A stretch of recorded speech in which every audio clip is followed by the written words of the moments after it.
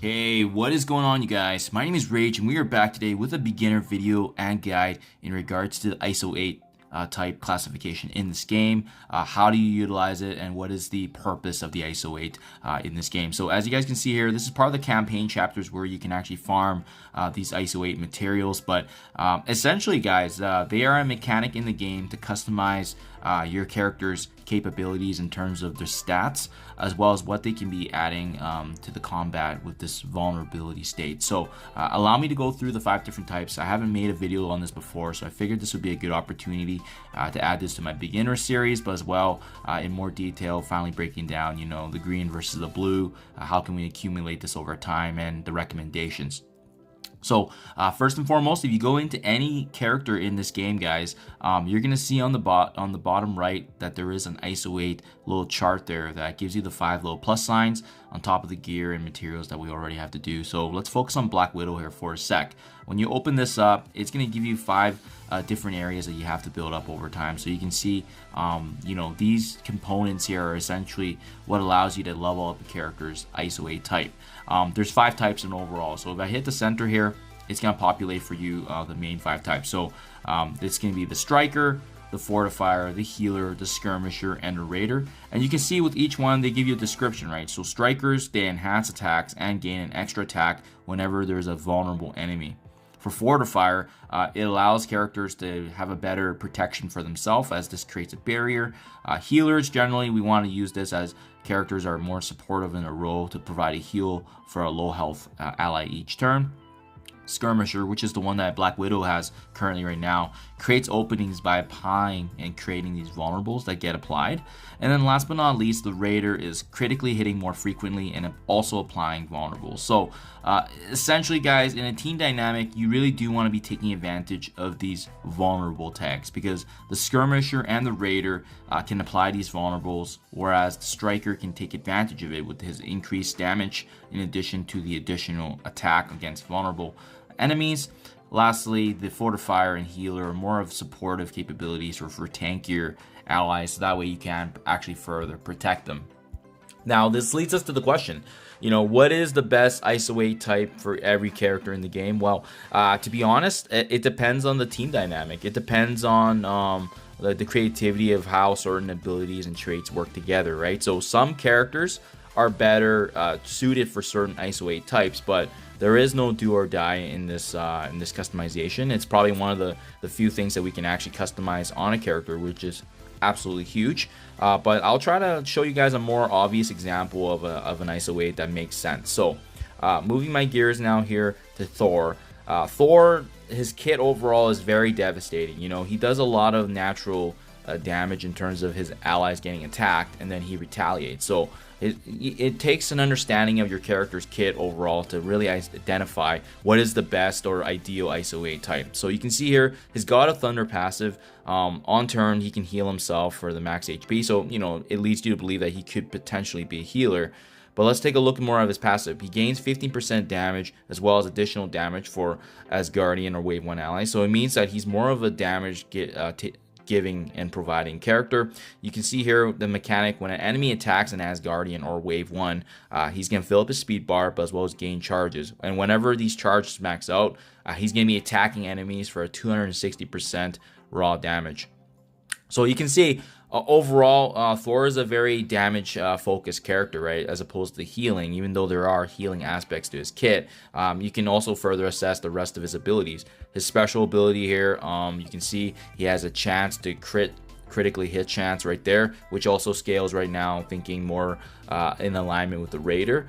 We also have Lightning Storm here that applies a stun with devastating damage. Again, these are all damage abilities, right? And because of that, we already kind of segue between, you know, Thor can potentially be a striker or Raider.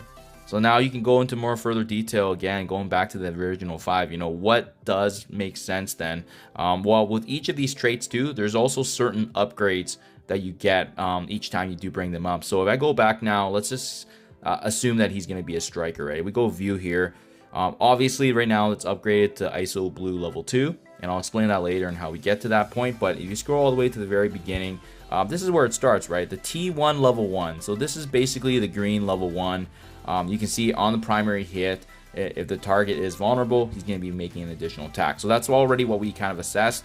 As we level this ISO-8 type to level 2 to level 3, you can see his raw damage does increase, his HP increases, and it goes that way depending on the ISO-8 type. But generally, all the stats increases as we level up their ISO-8 levels, but certain traits are specific to each of the ISO-8 types. So in this case, because we're looking at Striker, Thor's damage is really focused, right? So you can see T1 level 5 is basically the last green level, and it gives him a notable increase for damage, especially for that bonus attack, as well as gaining that raw percentage damage.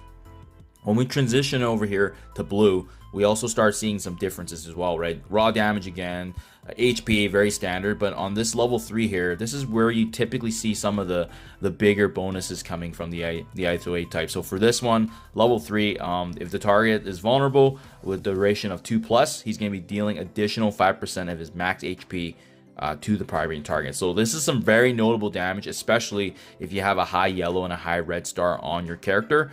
And as you can level this up, you can just start seeing those additional increases again in stats, but as well, now that 5% is going to be increased to 10%. So this is where you really see some of the differences in the ISO-8 types, guys. So allow me to switch gears here now to the Raider, which is another one that's really good classification for Thor. Again, scrolling back to the very beginning so we can kind of see the differences. Instead of seeing raw damage with Raider, he's getting additional crit chance and crit damage, which again lines up with his ultimate, where there was an increase for the critical hit chance, increasing his raw damage, right? And you can see once again crit chance and damage go up. Level 3 now being notable in the blue is that he's going to get an additional 20% chance to attack the target for 30% piercing, which actually shreds through the armor and defense. So that's where his notable damage does come if you decide to go the Raider versus Striker, getting the additional attack, right? And then conversely again, leveling this up to level 5, he's going to get an additional 30% bonus on that piercing, as well as applying vulnerables with a maximum and gaining a raw 20% damage. So understanding these differences, guys, is really the big components, right? So we can already see the two top damage dealers being Striker and Raider, but one gives vulnerability and the other one actually takes advantage of it with the additional strike, hence the name Striker. So identifying these differences, guys, identifying your character kit, that's how you really assess at the end of the day what's best suited for that character. We also have to zoom out too, right? Because now that we've placed Thor, and this I'm looking at this Wave 1 Avenger team as an example, so that way you guys can see some combinations. But now that we've placed Thor hypothetically as a Raider, it means to really take advantage of the vulnerables, we should have a Striker on this team somewhere, right? We should have someone that can deal a lot of damage and that can retaliate. So I think the most obvious example that folks like to focus on is Hulk. Personally, I use the healer on him, guys, because with him being part of my Gamma team, the healer actually gives him a lot of HP and he can recuperate and tank significant amount of damage. But that's what I love about the ISO-8 customization. We have the opportunity here to manipulate and actually theory craft in terms of what's better suited, right? If we knew that now Thor's a Raider, we could actually utilize in theory Hulk to be a Striker. I've never went that route because with Wave 1 I've never used them as a whole together, but for sure Hulk can actually be a Striker character given his high damage, his tankiness. But I wanted to show you an example now of a notable character where you can utilize healing instead of the damage aspect. So with healing, as noted earlier, on turn they're going to be healing the most injured ally for 5% of the max HP. Again, this is the green side. Once we transition over to the blue, because I do feel that the blue is really where the notable impact starts to come from the ISO-8. You can see here that on turn he's going to be applying regen and standard minor. On primary hit, if the target's vulnerable, he's also going to be clearing bleed or minor bleed from your most injured ally. So this is really helping as a natural cleanse for him, which is great if he has actually a bleed or minor bleed. Also gives him additional HP because of the regen now too, right? And again, same thing applies when you're higher, but everybody gets that raw increase in 20% damage. But you can see now, you know, he's just getting much more HP with that plus 10%. So it makes Hulk a very tanky character by having these healing capabilities, and again, synergizes with kind of his kit, right? If I go to his special ability here, you can see when he's below that 50% HP or has charge, he's going to be attacking, but as well, what I really like is the bottom part. Clearing all negative effects from himself, he's going to be healing for a 7,000 HP plus 30% of his max out health. Combine this with the healing ISO-8, it makes him to be a very, very tanky character to take down, especially if you have a high red on Hulk. Now, that's kind of what I've utilized, but that's why I want to show for you guys. Could he be a striker and take advantage of Thor's Raider vulnerability? 100%. He can definitely take advantage of that because he has a high damage output as well. So for sure, you can use Hulk as a striker to take advantage. But yeah, great examples, guys, in terms of what you can utilize for the ISO-8. That's why I really do like it. Let's switch over now to Captain America. I've actually slotted him as a healer, but let's take a look at the other ISO-8s that we haven't talked about in terms of what they bring to the table.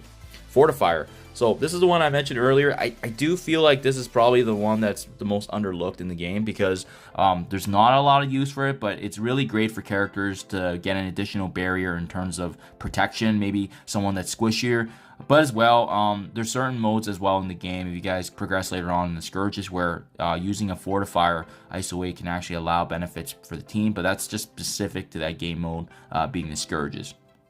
So if I scroll down now, guys, level 3, again, 10,000 barrier on 3% of his max HP. If we transition over now to the level blue, he's actually going to gain minor defense up. So adding additional protection, being defense up, which reduces damage, and as well having that barrier. And by having the level 5, they're also gaining additional 40% drain, which essentially is like a lifesteal based on the attacks. So that's another notable one for Fortifier if you want to protect your allies. But I will say, guys, that's the one I have seen to be the lowest. So just take that with a grain of salt. I think Fortifier is the one that probably can use a little bit more love. And then last but not least, with Skirmisher here. This one is really interesting because it's similar to Raider where they apply the vulnerability, but there's a bit more of a mechanic involved in terms of supported capability. So again, you can see here level 3 with the green. If the target's vulnerable, they're going to clear a positive effect. So they actually have the opportunity now as an inherent ability to strip away a positive buff from the enemy they were up against. When you level this ability up, this actually goes up to 2 positive effects. Even more interesting, however, is the level 3 for the blue, where they gain additional chance here for the 50% focus for this attack. So this increases the focus inherently for the Skirmisher, not just to take away the positive buffs, but as well they can apply now negative conditions when they have a better chance of sticking. And then you can see that obviously goes up here with the level 5 in terms of the damage, but as well flipping positives to bleed instead of clearing. So adding some more potency as you level this ability up, making the Skirmisher really kind of a jack of all trades, taking away positive buffs, ensuring their negative conditions can stick, but as well flipping positives to bleeding, which is absolutely huge, guys. So all have their pros and cons, and again, keep in mind too, it's going to be dependent on who you have in your team. But is it possible to have 5 Raiders on a team? Yeah, definitely. If there's a team in the game where they're all kind of based on raw pure damage, if it makes sense, 100%. This is one of the reasons why it's so important. I think the most obvious example of the synergy of the ISO-8 is really teams like Infinity Watch. Because you'll have a bunch of strikers where there's only one skirmisher that's actually applying vulnerables, and then you have every other character here actually doing the double attack. So you can see Nebula, she has the actual skirmisher here, so she's going through, she's applying the vulnerables, she's going through and actually making sure that the vulnerable gets applied. And as well, then you have every other character on her team being striker here. So Moondragon, Adam Warlock, Gamora, and Moondragon all having strikers. And when you watch the mechanic of this plays out, it's actually really beautiful to see the synergy that they have. So that, again, is due to the mechanic of the team. And that's why it's great to understand the character's kit. But as well, what is the intention of their team? Are they meant to have multiple dual attacks? And if so, that also impacts the ISO-8. Now, how you actually level the progression of the ISO-8, guys, I wanted to demonstrate for you on screen as well, so that way if you guys didn't want to do it beforehand, I've been meaning to do this anyways for my character here in Moonstone, but just to show you guys in terms of how the upgrade works, the mechanics. So let's go ahead here. I'm just going to upgrade here. So you go ahead, you have these materials that you're going to farm through the ISO-8 campaign that I showed you earlier. And then you essentially just click fuse all because you're going to be building up these ions and these materials over time, right? So I'm going to go ahead. I'm going to max her out all the way to the 5 because I do want to bring her up to level 5 for Striker. So you can see here, just going through the motions. And again, this is going to come over time, guys, as you campaign farm and get them leveled up, right? So just showing you here. And then lastly, for the last piece here. And now that we have all these ready to go, we can start actually upgrading. So now that they're all upgraded, as you can see with each of the pieces, we're going to go ahead and set the centerpiece, and we'll get a chance now to actually select the ISO-8. So I'm going to select Striker. Just because of how my team's built, they need someone to capitalize on the damage, but as well with especially with her Moonstone being a high damage character, it makes sense to actually utilize her as a striker there. So that you can see, and there you guys have it. That's pretty much how you upgrade it. Now she's level 5 ISO-8 green, as you can see on my my comment there that automatically loaded. The reason I can't bring her up now, as you can see, to level blue, the level 2, which is the blue, is the fact that she's actually not level 75 yet. So I would need to push her to level 75 to get to that point. So that's how it works. The mechanic is the exact same if you guys want to utilize the blue. But again, if you wanted to farm the green, it is, I believe it opens up a level 50, 55-ish for for players going through the game. And you can farm these nodes here like this and just going through, and you can see what they reward as well before you farm the nodes. So very similar to campaign. The other thing I have to add as well, guys, to get the blue materials, that's usually available through rewards in the game, but I think the biggest piece of it really is going through the Doom raids. I know I get quite a few of it from here in terms of the T2 ISO-8 credits, and then the credits actually go ahead and reward shards here. So if you go through here, there's an ISO-8 store, go to the orbs, and it's going to be coming from the majority of these orbs that I've built over time. So just to open one up for you guys, for example, this is how I'm going to be getting it. And then this is what you can utilize in addition to the ions. So there you guys have it. That's pretty much a beginner's guide right there in terms of the upgrades. And again, we want to be utilizing this mechanic in the game, guys, because it really does add another component to the characters we're working on. Like I said, the attacks, having multiple bonuses and so forth, as I've broken down with each of them, and really understanding, you know, what is best for your team. But as well the best for each character. So there is a very useful site as well, guys. I'm going to link it in my video below here, where it essentially is from the marvelstrikeforce.com, but it shows you and classifies the popularity of the ISO-8 type. So that way, if you guys are unsure, it can show you what the general majority is using when you're populating the character's name into the search bar and showing you the ISO-8 of what other players are using. So let me know what you guys think. Obviously, at the end of the day, this helps, but hopefully you guys can get a better understanding now how ISO-8 work. Thank you as always. Do appreciate you on my videos, and I'll catch you guys in the next one.